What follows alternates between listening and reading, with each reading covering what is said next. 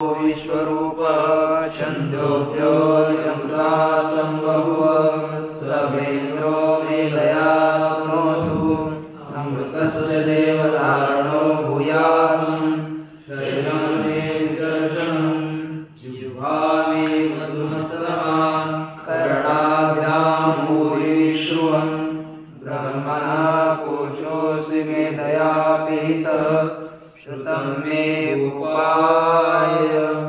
ओम शांति शांति शांति। श्री भगवान परमात्मा श्री ज्ञानोबराय जगद्गुरु तुकाराम महाराज, शांति एकनाथ महाराज, आदि गुरु श्री शंकराचार्य इत्यादि सब संतों के अलौकिक हेतु थे अकारण पर ऐसी कृपा से ब्रह्म सूत्र का विचार करते हुए ब्रह्म सूत्र के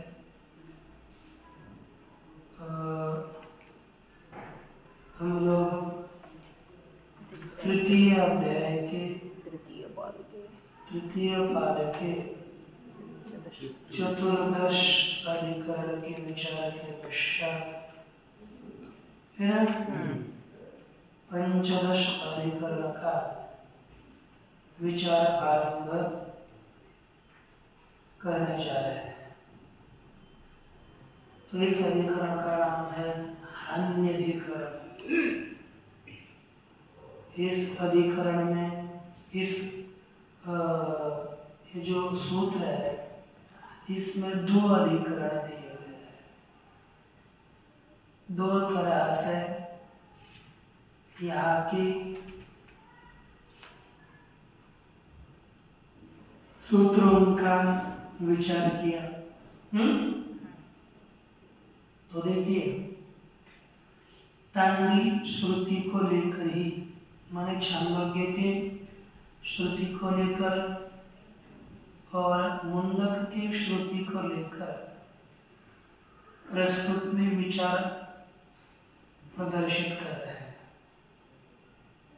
यहाँ पर दो श्रुतियां विषय रूप से हैं, जैसे अश्वैव रोमाणि विधूय पापं चम्रैव राहुर्मुखात् प्रमुच्य धूत्वा शरीरमकृतं कृतात्मा ब्रह्मलोकम अभिसंभवामि इति एक वाक्य है। और तथा विद्वान नाम रूपात् विमुक्तः परात्परं पुरुषम् उपैति दिव्यो, ये दूसरा वाक्य है। यहाँ पर इन वाक्यों को सुनकर के संदेह वगैरह हो रहा है, तो उसी संदेह को देखिए अधिकरण उपायनं अनाहार्यं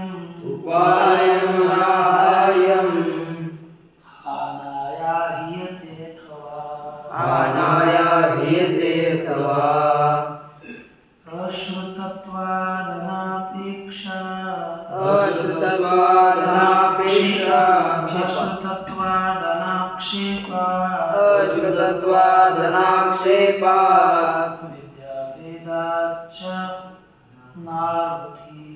विद्याभेदाच्च नाभूति। यहाँ पर यह संदेह कहते कि उपायनम अनाहार्यम अथवा हानाय हार्यते। क्या कहा कि उपायन का आहरण करना है अथवा इसका आहरण हानि के लिए आहरण नहीं करना अथवा त्याग के लिए इसका आहरण करना चाहिए। इस प्रकार यह हमें संदेह बताते हैं। किसका देखिए बता रहे उपायन शब्द दिया कि नहीं, तो यहाँ पर उपायन शब्द है, उस शब्द का उपसंहार करना चाहिए कि नहीं करना चाहिए? उपैति लिखा ना, उपैति वही उपाय, उसका आहरण करे एक शाखा से दूसरी शाखा में, अथवा न करे, त्याग के लिए करे न करे, तो पूर्व पक्ष का होता है अश्रुतत्वात्, जिसका श्रवण नहीं होने से और अनाक्षेपत आक्षेप भी नहीं है। विद्या भेदा दोनों विद्याएं अलग अलग है, इसलिए उपायन का उपसंहार नहीं करना चाहिए, नारति ही उसका आहरण नहीं करना चाहिए। इस तरह से पूरा पक्ष है। तो सिद्धांति उत्तर देते हैं विद्या भेदव्यर्थवाद, विद्या भेदव्यर्थवाद, आर्य स्तुति साम्यतः, आर्य स्तुति साम्यतः, आनास्य प्रत्यभिज्ञानात्, आनास्य प्रत्यभिज्ञानात्, एकविंशादिवादवत्, एकविंशादिवादवत्, आनस्य प्रत्यभिज्ञानात् एकविंशादिवादवत्, आनस्य प्रत्यभिज्ञानात् एकविंशादिवादवत्। देखिए विद्या भेदेपि, सिद्धांत ने क्या कहा? दोनों विद्याओं का भेद होने पर भी क्या होता है? हो अर्थवादी, अर्थवाद के समय पर अर्थवाद की तरह, अर्थवाद में उपायन का उपसंहार करना चाहिए। क्यों? क्योंकि स्तुति साम्यतः हानस्य प्रत्यभिज्ञानात् एकविंशादिवादवत्, स्तुति की समानता होने से ही एक विंशादि, एक विंशति, द्वाविंशति इत्यादि अर्थवाद के समान यहाँ पर प्रत्यभिज्ञान, हानस्य प्रत्यभिज्ञानात्, हान का प्रत्यभिज्ञान हो रहा है, तो हान यदि आ रहा है तो किसका हान? तो उपायन ग्रहण पहले हो तब बाद में हान होता है, इसलिए उपायन के साथ ग्रहण के साथ उपायन का भी ग्रहण करना चाहिए। ठीक ना? तो देखो भाष्यावती अस्ति तांडीनाम श्रुति, तांडी शाखा देवताओं की अर्थात छंदोग्य की श्रुति है। अश्वैव रोमाणि धूय पापम, जैसे घोड़ा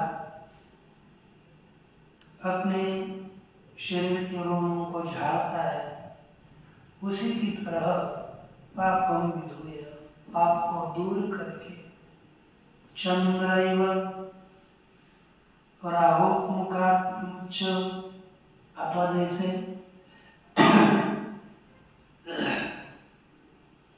चंद्र राहु के मुख से मुक्त होता है, उसी तरह राहु के मुख से मुक्त होकर धूत्वा शरीरम, शरीर को है ना प्रशुद्ध करके, है ना धूत्वा, शरीरम धूत्वा यानी देहाभिमान से मुक्त होकर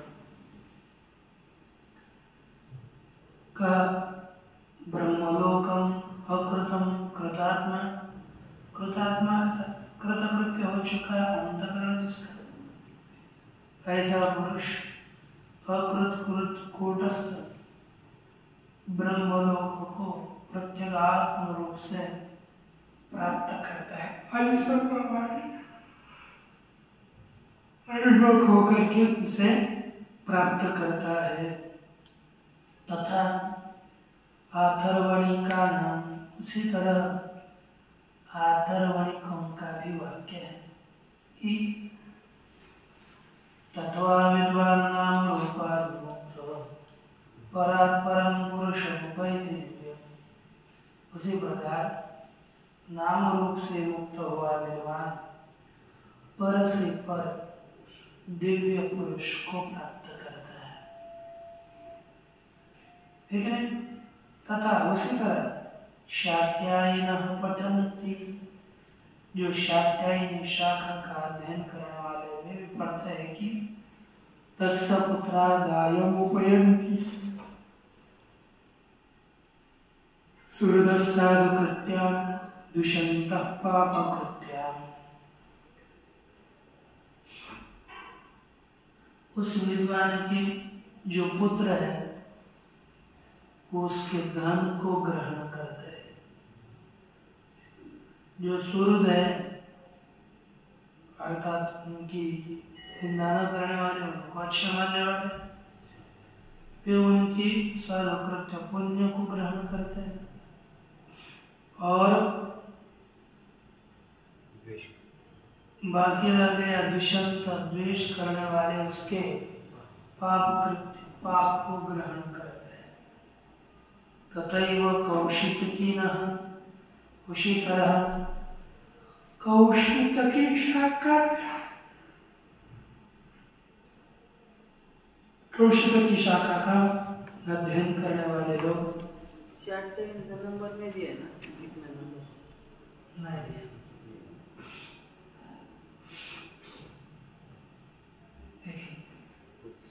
तत्सुकृत दुष्कृते विधुनते,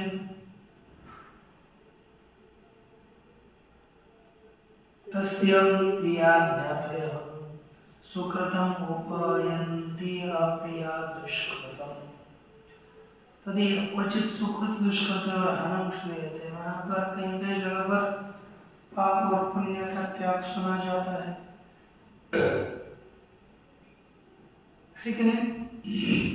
कौशिकी कहते हैं उन सुकृत दुष्कृत का त्याग करता है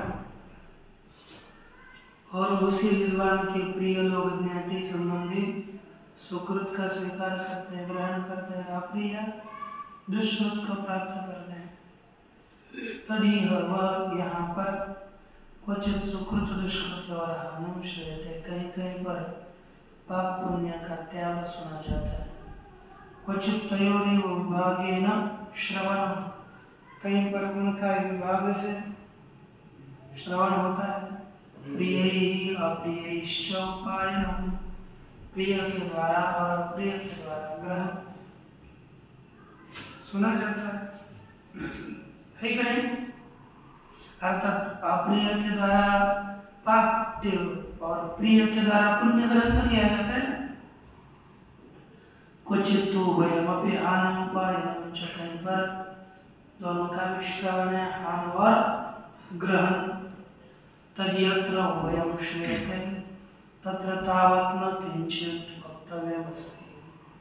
वह हान और त्याग जहाँ पर दोनों जगह पर सुना जाता है वहाँ पर कुछ बोलने योग्य है नहीं।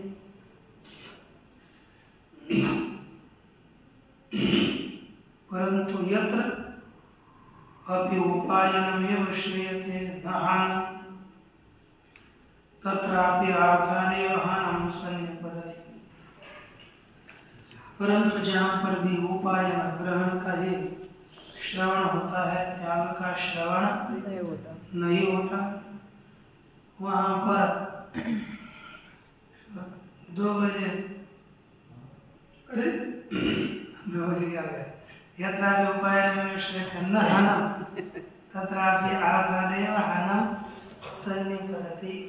क्योंकि दोनों में से एक सुना गया है उपायन, हान नहीं सुना गया है, तो तात्पर्य अर्थ से अर्थापत्ति से हान का भी अन की भी प्राप्ति सन्निपात प्राप्ति हो जाती है।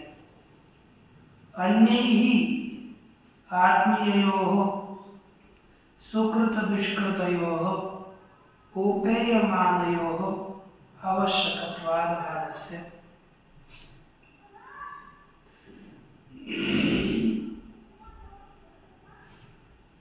अन्यों के द्वारा आत्मीययोः सुकृत दुष्कृतयोः, जो अपने संबंधी सुकृत और दुष्कृत है, उपेयमान सुकृत दुष्कृत, ये जो दोनों भी जो स्वीकार किए जाने वाले हैं उनमें भी तदानस्य आवश्यकता वह आवश्यक होने से यत्र तो हानमेव श्रूयते, जहाँ पर तो केवल त्याग ही सुना जाता है, न उपायन स्वीकार का, ग्रहण का, उपायन का स्वीकार सुना उपायन नहीं सुना जाता। तत्र उपायन सन्निपतेद्वा नवा, वहाँ पर उपायन की प्राप्ति होगी अथवा नहीं होगी। इति विचिकित्सायाम अर्थात संदेह, इसमें विचिकित्सा संदेह होने पर अश्रवणात् असन्निपातः, परमक्ष बोलता है उनका प्राप्ति हो, इस तरह का श्रवण न होने से सन्निपात नहीं होना चाहिए।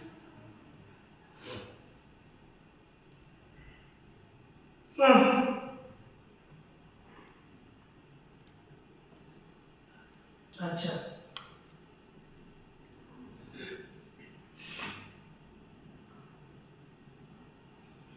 विद्यांतर गोचरत्वाच्च शाखान्तरीयस्य श्रवणस्य, और अन्य शाखा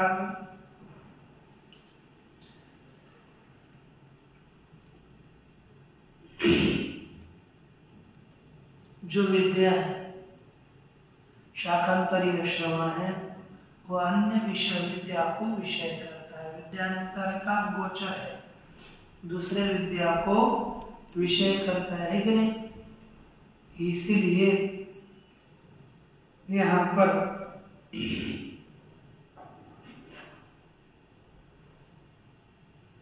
अपिच आत्म कर्तृकम सुकृत दुष्कृतयोः और हान त्याग, इतने सूत्र दिए, दो पंक्ति।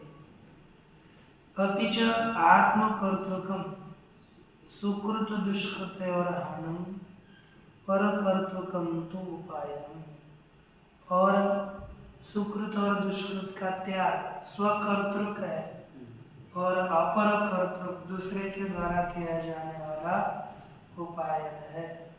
तयोः असत्यावश्यक भावे कथम अनुपायनम आक्षिपेत, वहाँ पर असति आवश्यक भाव, उन दोनों का भी आवश्यक भाव न होने पर कैसे अनुपायन की का आक्षेप होगा, अर्थात अनुपालन का आक्षेप नहीं होगा। तस्मात् असन्निपातो हानौ उपायनस्य, इसलिए हान और उपायन का सन्निपात संभव नहीं है। इस तरह से पूर्व पक्ष की प्राप्ति होने पर इसके बाद सिद्धांति अस्याम प्राप्तो पठति उत्तरम, सिद्धांति उत्तर पढ़ते हैं, देखेंगे करते हैं। ओम पूर्णमदः पूर्णमिदं पूर्णस्य पूर्णमादाय पूर्णमेवावशिष्यते